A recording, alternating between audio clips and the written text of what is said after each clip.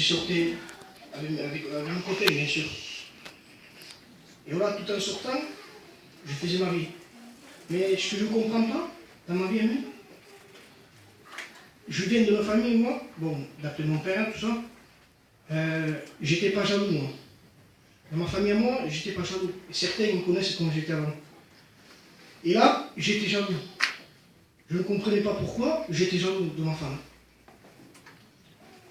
Voilà, même j'étais avec ma femme et tout ça. Et c'était un jour comme tous les jours. J'allais toujours à la boxe et tout ça. Et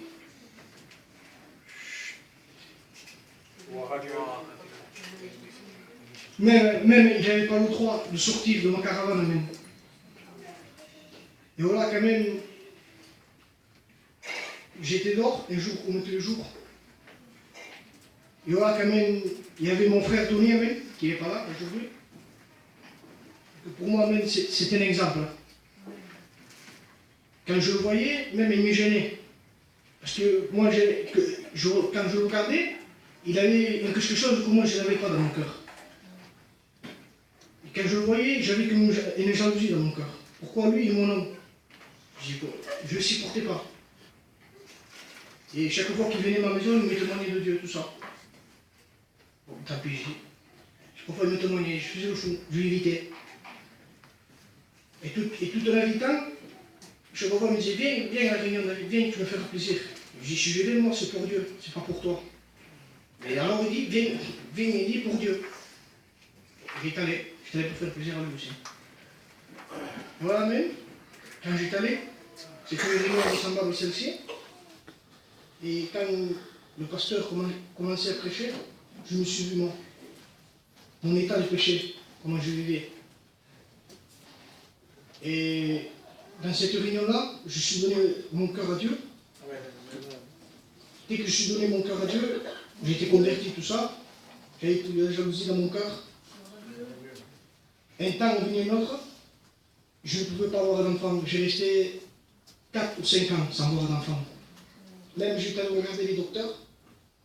Les docteurs, ils ne pouvaient rien faire pour moi, ils étaient limités. Je dis, Seigneur, comment je veux faire? Je dis, toi, tu vas remplacer les docteurs. Je suis d'accord, j'étais allé, mais maintenant, je dis, les docteurs, ils sont limités. Mais je sais que toi, tu n'es pas limité, je dis. Tu es un docteur divin. Amen. Et voilà même, je me suis mis dans ma chambre, dans mon canapé, et j'ai prié Dieu. Parce que le docteur, il me disait, avec le respect que je vous dois, normalement, in vitro, c'est 100%. Et là, c'était 80%. Il y a un vitro maintenant. Je ne pouvais pas avoir un enfant. Et je me suis mis dans mon canapé, dans la maison, j'ai prié Dieu. J'ai dit, Seigneur, tu donnes aux païens, les enfants, ni mon nom. Je ne comprenais pas. Je ne comprenais pas la volonté de Dieu. Ça faisait 4 ans et demi. Je dis, Seigneur, maintenant j'en ai marre. Je dis, il faut que tu me donnes ce que mon cœur désire. Il faut que tu me le donnes, Jésus. Et je ressens dans mon cœur fortement. Parce que je dis, Seigneur, je ne te demande pas d'avoir un château. Je ne te demande pas d'avoir une belle voiture. Parce que ça serait de l'orgueil. Mais je te demande, je dis, d'avoir un enfant.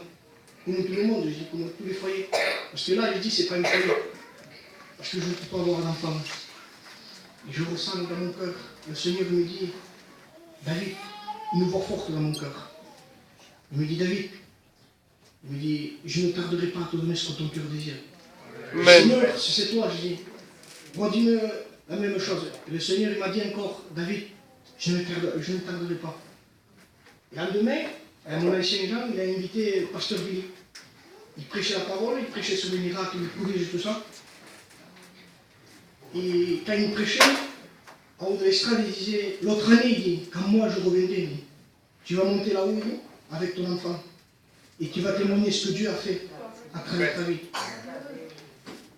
Et après, il a fait une appel pour ceux qui ne pouvaient pas avoir d'enfant, pour ceux qui étaient malades. Je me suis levé.